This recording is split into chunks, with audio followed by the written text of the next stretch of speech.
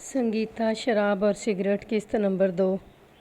मैं पहले बता चुका हूँ कि मकतूल ने अपने बाप से इजाज़त तलब की थी और बाप ने उसे नताई से डरा दिया था।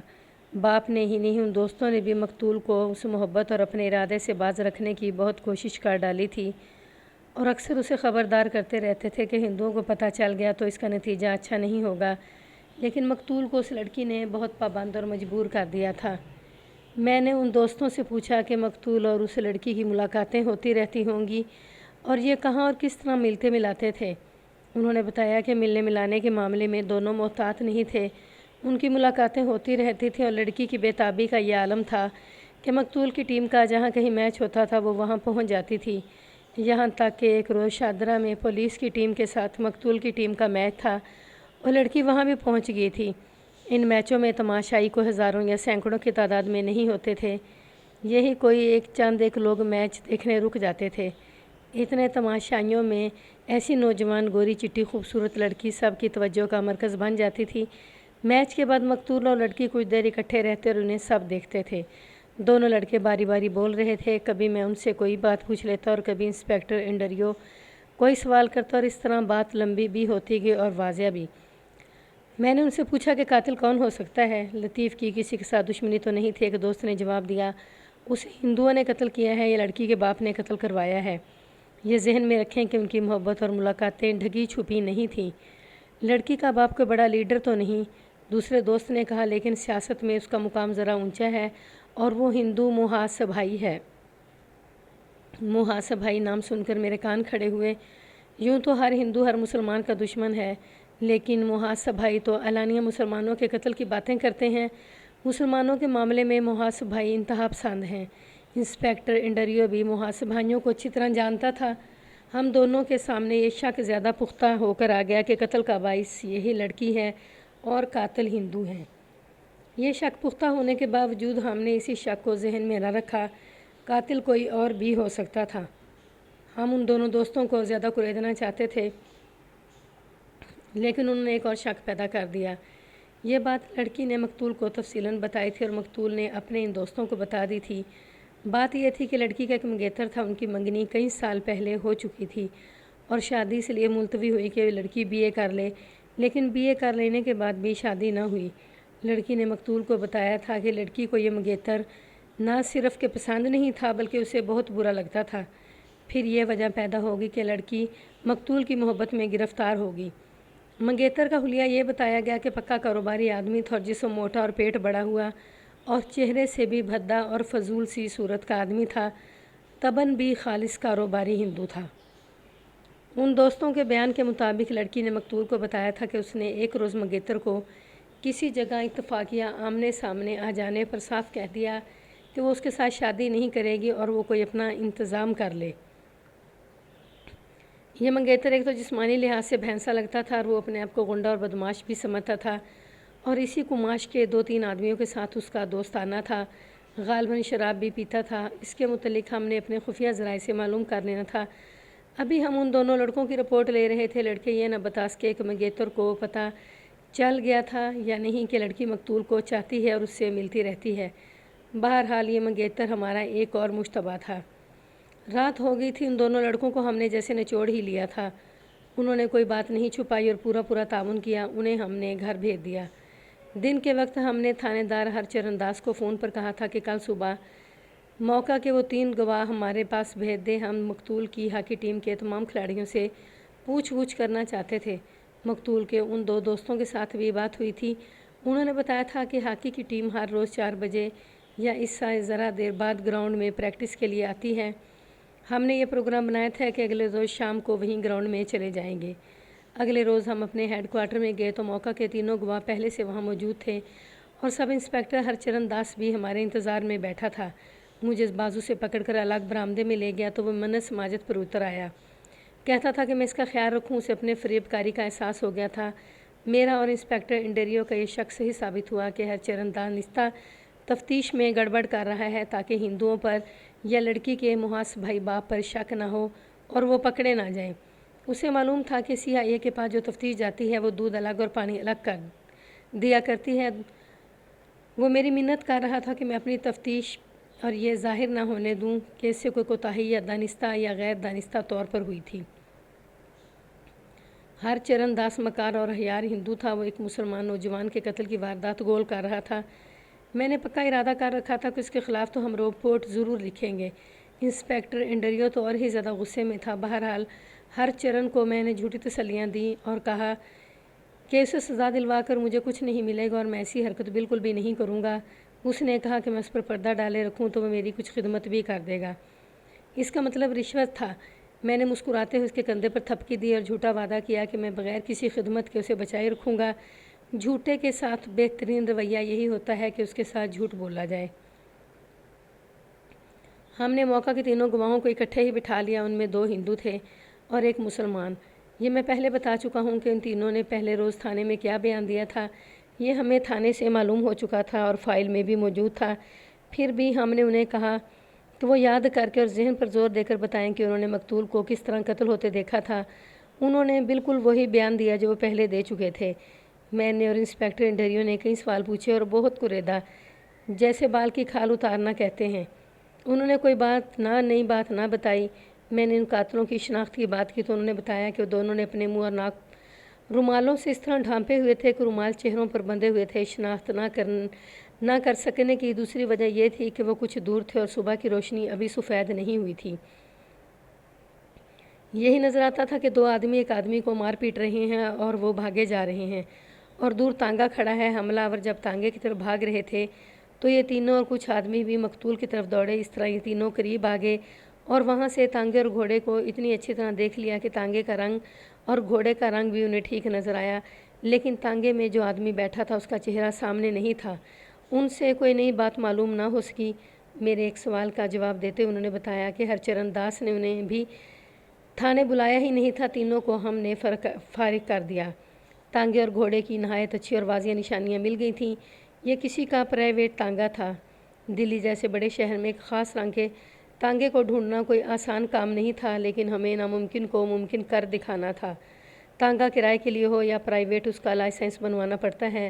اس زمانے میں کاریں بہت کم تھیں اور بعض امیر لوگ اپنے پرائیویٹ تانگے رکھ لیتے تھے اور ان کے باقاعدہ لائسنس بنوائے جاتے تھے۔ ہم دونوں نے اس سلسلے میں یہ کارروائی کی کہ میونسپل کارپوریشن کے دفتر میں چلے گئے جہاں سے تانگوں کے لائسنس بنوائے جاتے تھے۔ ہم نے اپنا تعارف کرایا تو فوراً تمام ریکارڈ ہمارے آگے رکھ دیا گیا۔ میں نے متعلقہ اہلکار سے کہا کہ وہ پرائیویٹ تانگوں کا ریکارڈ دکھائے۔ وہ دیکھا تو کل 60 یا غالباً 65 پرائیویٹ تانگے لائسنس یافتہ تھے۔ میں نے یہ سارا ریکارڈ چیک کیا۔ میں یہ دیکھ رہا تھا کہ سنگیتا کے باپ کا پرائیویٹ تانگا ہے یا نہیں۔ اس ریکارڈ میں اس کا نام نہیں تھا۔ میں نے یہ بھی دیکھا کہ ہندوؤں کے نام پر بہت ہی کم تانگے تھے، زیادہ تر مسلمانوں کے نام تھے یا چند ایک پارسی تھا یا انگریز یا اینگلو انڈین تھے۔ مشکل یہ پیدا ہو رہی تھی کہ اس ریکارڈ میں تانگے کی اتنی سی تفصیل تھی کہ یہ تانگا کرائے کے لیے چلایا جا رہا ہے یا پرائیویٹ۔ اس میں تانگے کے رنگ اور قسم اور گھوڑے کی کوئی نشانی نہیں دی گئی تھی۔ ان تفصیلات کی ضرورت بھی نہیں تھی۔ بہرحال یہ اطمینان ہو گیا کہ ریکارڈ موجود ہے جو ضرورت کے وقت کام آئے گا۔ وہاں سے اٹھے ہم ٹریفک پولیس کے ہیڈ کوارٹر چلے گئے۔ ایک ایس پی سے ملے۔ خوش قسمتی سے وہ انگریز تھا۔ انسپکٹر انڈریو نے اسے واردات سنا کر بتایا کہ قاتل ایک پرائیویٹ تانگے میں بیٹھ کر بھاگے تھے۔ تانگے اور گھوڑے کے رنگ بھی بتائے۔ اس انگریز ایس پی نے کہا کہ وہ تمام ٹریفک پولیس کو یہ حکم دے گا کہ اس رنگ کا تانگا اور اس رنگ کا گھوڑا نظر آئے تو اسے پکڑ لیں۔ میرا خیال یہ تھا اور انڈریو کی بھی یہی رائے تھی کہ قاتل اگر عقل مند ہوئے تو وہ اس تانگے اور گھوڑے کو کچھ عرصہ باہر نہیں لائیں گے۔ ہمیں اس کے باوجود ملزم کا سراغ لگانا تھا۔ یہ تفتیش ایسی پھیلی ہوئی تھی کہ میں لکھ تو رہا ہوں لیکن پتہ چل رہا ہے کہ کچھ باتیں چھوڑتا جا رہا ہوں۔ مثلا اپنے دفتر میں آ کر جب ہم میونسپل کارپوریشن کے دفتر کو چلے تھے تو اس سے پہلے اپنے 2 مخبروں کو بلوایا تھا اور انہیں کہا تھا کہ وہ سنگیتا کے منگیتر کے متعلق تفصیلات فراہم کریں۔ ایسی ہی کچھ اور چھوٹی چھوٹی کاروائیاں تھیں جن کا میں ذکر نہیں کر رہا۔ اسی روز شام 4 بجے کے بعد ہم دونوں انسپکٹر ہاکی کے گراؤنڈ میں چلے گئے۔ بہت سے لڑکے ہاکی کھیل رہے تھے۔ ہم دونوں پرائیویٹ کپڑوں میں تھے۔ ہمارے پاس اپنے کارڈ تو تھے، پھر بھی ہم ایک باوردی ہیڈ کانسٹیبل اور 3 باوردی کانسٹیبلوں کو ساتھ لیتے گئے، جس سے ہمارا مطلب یہ تھا کہ پولیس کا کچھ روب ہو۔ پاکستان اور بھارت کے لوگ پولیس کی وردی سے مرعوب ہوتے ہیں۔ ہم نے کھیل رکوا دیا اور مقتول کی ٹیم کے لڑکوں کو اپنے پاس بلایا۔ تمام لڑکے پڑھے لکھے تھے۔ ہم نے ان پر کوئی روب نہ جھاڑا بلکہ با اخلاق طریقے سے اپنا تعارف کرا کے انہیں اپنے کارڈ بھی دکھا دیے. انہیں کہا کہ ان سے کچھ پوچھنا چاہتے ہیں. ہم یہ دیکھ کر مطمئن ہو گئے کہ تمام لڑکے کنی کترانے کی بجائے تعاون کے لیے تیار ہو گئے. ٹیم کا رکن ایک جوان سال ہندو تھا. اس نے اپنی ٹیم کی نمائندگی کرتے ہوئے کہا کہ ہم جیسا کہیں گے وہ ویسا ہی کریں گے اور ہم انہیں بتائیں کہ انہیں کیا کرنا ہے. میں نے انہیں بتایا کہ کل صبح 9 بجے CIA کے ہیڈ کوارٹر پہنچ جائیں. انہیں دفتر کا اتا پتہ اور محلِ وقوع بتا دیا. ابھی ہم سنگیتا اور اس کے باپ کو نہیں چھیڑنا چاہتے تھے. پہلے ان کے لیے مضبوط جال تیار کرنا ضروری تھا. ہم نے اپنے ہیڈ کوارٹر میں جا کر اپنے مخبری کے نظام کو ایک لائن دے کر مصروف کر دیا اور کچھ ہدایات دیں. اگلی صبح ہاکی ٹیم کے 13-14 لڑکے آ گئے. میرے اندازے کے مطابق ان کی عمریں کم سے کم 18-19 سال اور زیادہ سے زیادہ 25-26 سال تھیں. ان کا کیپٹن 25-26 سال کا معلوم ہوتا تھا. یہ شخص مجھے کچھ زیادہ ہی اچھا اور عقل والا لگتا تھا. ٹیم میں ایک سکھ تھا، 5-6 مسلمان تھے، باقی سب ہندو. ہم نے سب کو الگ الگ اپنے تفتیشی کمرے میں بٹھا دیا اور پوچھ گچھ شروع کر دی. میں لکھنے میں وقت ضائع نہیں کروں گا کہ ہر ایک سے ہم نے کیا پوچھا اور اس نے کیا جواب دیا اور کیا بیان دیا. ان سے کوئی سراغ والی بات معلوم نہ ہو سکی. یہ تصدیق ہوگی کہ مقتول لڑنے جھگڑنے والا لڑکا نہیں تھا. البتہ کسی کی مدد کرنے کو کسی سے ٹکر لینی پڑتی تو وہ مقتول یہ لحاظ نہیں رکھتا تھا کہ وہ مدِ مقابل کوئی چھوٹا آدمی ہے یا کتنی بڑی حیثیت والا ہے. یہ سن کر میں نے تقریباً ہر لڑکے سے پوچھا تھا کہ قتل سے کچھ دن پہلے مقتول کی کسی بڑی حیثیت والے آدمی کے ساتھ لڑائی تو نہیں ہوئی تھی. سب نے یہی ایک جواب دیا کہ ایسا بالکل نہیں ہوا. سب نے بتایا کہ مقتول بڑے اچھے خاندان کا لڑکا تھا اور اس کا اخلاق اونچے خاندان والا ہی تھا. ہنسی مذاق اور زندہ دلی اس کی فطرت میں شامل تھی. 2 مسلمان لڑکوں نے بتایا کہ ایک ہندو لڑکی کے ساتھ مقتول کے مراسم تھے اور جہاں کہیں میچ ہوتا تھا لڑکی وہاں موجود ہوتی تھی. اس سے زیادہ یہ لڑکے کچھ نہ بتا سکے. ٹیم کے کیپٹن کو میں نے سب سے آخر میں رکھا ہوا تھا. معلوم نہیں کیوں مجھے توقع تھی کہ اسے کوئی خاص بات معلوم ہو جائے گی. اس سے بات ہوئی تو پتہ چلا کہ وہ مقتول کی پرائیویٹ زندگی کے متعلق کچھ زیادہ جانتا تھا. اسے معلوم تھا کہ سنگیتا نام کی ایک ہندو لڑکی مقتول سے محبت کرتی ہے اور ان دونوں نے شادی کا فیصلہ کر رکھا ہے. یہ شخص جس کا نام رمیش تھا تو اس سے زیادہ اور کچھ نہ بتا سکا جو ہم پہلے ہی زیادہ تفصیل سے سن چکے تھے. میں نے اسے کہا کہ وہ عقل والا لگتا ہے. آخر اس نے کوئی تو رائے قائم کی ہوگی کہ قاتل کون ہے. ہوں تو میں بھی ہندو ہی، اس نے کہا، لیکن میں اور میرا خاندان بھی نام کے ہندو ہیں. میرا باپ فوج میں کرنل ہے اور وہ باہر کے 2-3 ملکوں میں رہ چکا ہے. پوری طرح روشن خیال آدمی ہے اور ہم میں ہندوؤں والی کوئی خصلت نہیں پائی جاتی. ہمارا باپ کسی مذہب کا پابند نہیں اور پوری طرح روشن خیال ہے. میں یہ تو نہیں بتا سکتا کہ قاتل کون ہے، لیکن یہ یقین سے کہتا ہوں کہ قاتل ہندو ہیں. سنگیتا نے مسلمان ہونے کا فیصلہ کر لیا تھا. اس کی سزا لطیف کو ملی کہ اسے قتل ہی کر دیا گیا. ہندو قوم بڑی ہی تنگ نظر قوم ہے. سنگیتا کا باپ تو برہمن ہے اور دوسرے محاس بھائی ہے. اسے پتہ چل گیا ہوگا اور اس نے اس لڑکے کو دنیا ہی سے اٹھوا دیا جس کے پیچھے اس کی بیٹی مسلمان ہو رہی تھی. میں نے لطیف کو خبردار کر دیا تھا کہ وہ اتنا بڑا خطرہ نہ مول لے اور اس لڑکی سے پیچھا چھڑا لے، لیکن ان کی محبت ان کے دلوں میں اتنی گہری اتری ہوئی تھی کہ اس نے میری وارننگ کی بھی پرواہ نہ کی. میں نے اسے یہ بھی کہا تھا کہ سنگیتا کا باپ ایسا کٹر برہمن ہے کہ اس کی بیٹی اس کی بات نہیں مانے گی تو اسے بھی قتل کروا دے گا. پھر لطیف کا دوسرا بڑا دشمن سنگیتا کا منگیتر تھا. میں ان لوگوں کے کچھ قریب ہوں یا قریب سے جانتا ہوں. منگیتر کو سنگیتا نے کہہ دیا کہ وہ اس کے ساتھ شادی نہیں کرے گی. میں یہ نہیں بتا سکتا کہ منگیتر نے سنگیتا کے ماں باپ کو یہ بات بتائی تھی یا نہیں. میں یہ کر سکتا ہوں کہ سنگیتا کے اس منگیتر کے ساتھ گپ شپ لگا کر معلوم کرنے کی کوشش کروں گا کہ اس کا رد عمل کیا تھا.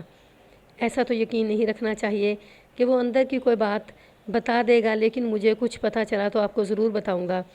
اس کے بعد رمیش نے اپنی روشن خیالی کی بات شروع کر دی، جو مختصر یوں ہے کہ اسے کہ اگر مسلمان لڑکی اچھی لگی تو وہ سیدھا اس کے ماں باپ سے ملے گا اور کہے گا کہ میں مسلمان ہو جاتا ہوں، اپنی لڑکی کی شادی میرے ساتھ کر دو.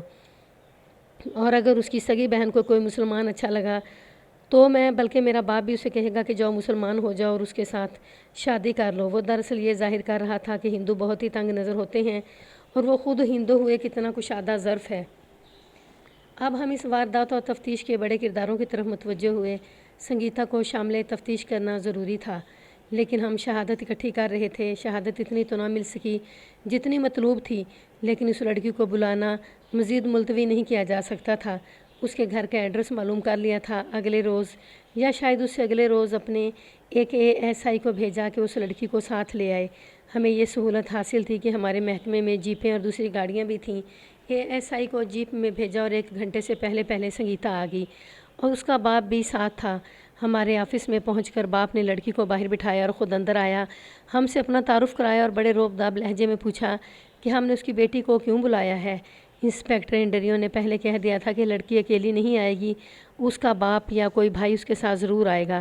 انڈریو نے جانے کیا سوچ کر کہا تھا کہ اس کے ساتھ باپ آئے تو میں ہی بات کروں۔ وہی ہوا، لڑکی کے ساتھ باپ آ گیا اور جب وہ اندر آیا تو انسپیکٹر انڈریو لا تعلق سا ہو کر الگ بیٹھا رہا۔ میں نے پہلے تو اس شخص کی ڈیل ڈول اور سراپا دیکھا۔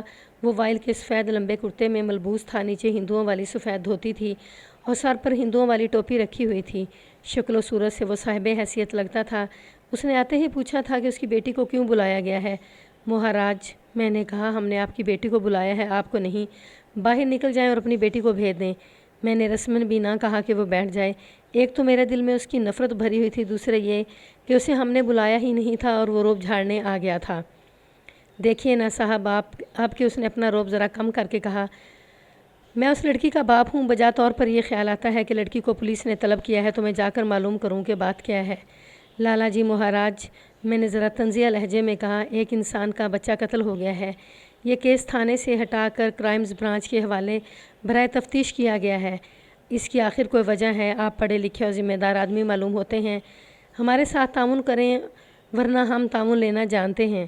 آپ کی بیٹی کی عزت اور آبرو کے ذمہ دار ہم ہیں۔ جتنی دیر وہ ہمارے ساتھ رہے گی آپ بڑے شوق سے باہر بیٹھے رہیں اور جب ہم اجازت دیں تو بیٹی کو اپنے ساتھ لے جائیں۔ آپ میرے ہندوستانی بھائی ہیں۔ اس نے ہندوؤں والی منافقت کو پیار میں چھپانے کے لیے کہا اور میرے قریب والی کرسی پر بیٹھ گیا۔ آنکھ سے ہلکا سا اشارہ انڈریو کی طرف کر کے آہستہ سے بولا، یہ گورا اردو تو نہیں جانتا ہوگا؟ نہیں، میں نے جھوٹ بولا، یہ صرف انگریزی بولتا اور سمجھتا ہے، اردو کا ایک لفظ بھی نہیں جانتا۔ میں نے پہلے بھی لکھا ہے کہ انسپیکٹر انڈریو روانی سے اردو بولتا اور سمجھتا تھا اور مجھ سے پنجابی بول چال سیکھ رہا تھا۔ سنگیتا کے باپ نے میری بات کو سچ سمجھ کر میری چاپلوسی شروع کر دی۔ میں نے اسے پوچھا کہ آخر اس کا مطلب کیا ہے۔ وہ چاہتا یہ تھا کہ اس کی بیٹی کو شامل تفتیش نہ کیا جائے، جو میں مان نہیں رہا تھا۔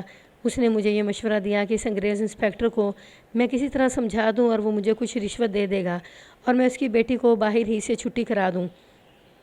یہ کیا چاہتا ہے؟ انڈریو نے انگریزی میں مجھ سے پوچھا اور بناوٹی غصے سے کہا، اسے کہو باہر نکل جائے اور لڑکی کو اندر بھیجے۔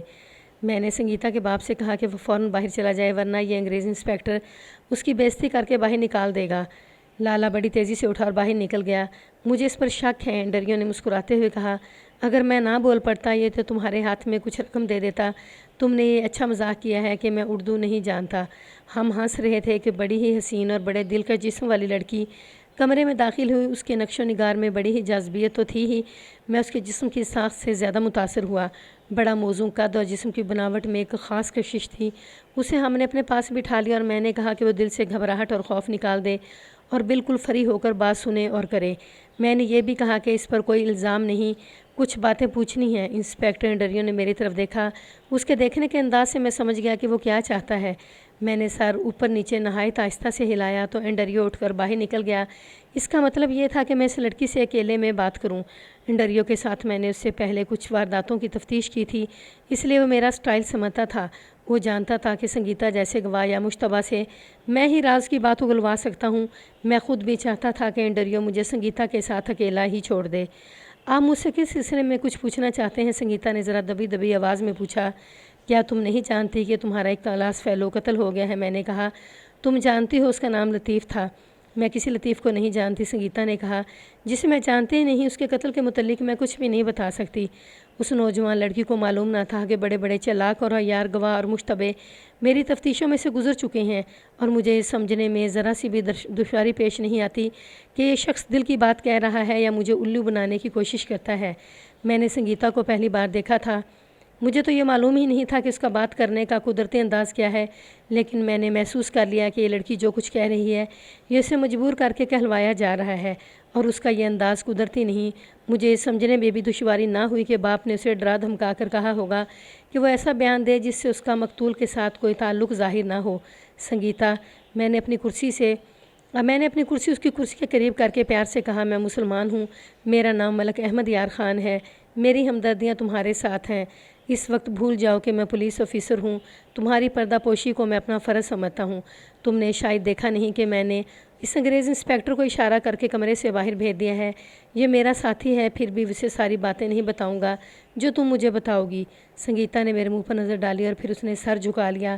اگر اس کا واقعی مقتول کے ساتھ کوئی تعلق نہ ہوتا اور میں اسے کہتا کہ مقتول کو وہ جانتی تھی اور اس کے قتل کی بیک گراؤنڈ کو جانتی ہے، تو وہ تڑپ تڑپ کر اور اچھل اچھل کر انکار کرتی اور کہتی کہ میں اس پر کس بنیاد پر شک کر رہا ہوں۔ لیکن اس کا انداز کچھ اور تھا اور یہ انداز اس کا اپنا نہیں تھا۔ اس نے سر اٹھا کر ایک بار میری طرف پھر دیکھا۔ اب میں نے اس کی آنکھوں میں ایسی سرخی دیکھی جو آنسوؤں کا پیش خیمہ تھی۔ وہ رونے پر آ گئی تھی اور آنسو روکنے کی بے انتہا کوشش کر رہی تھی۔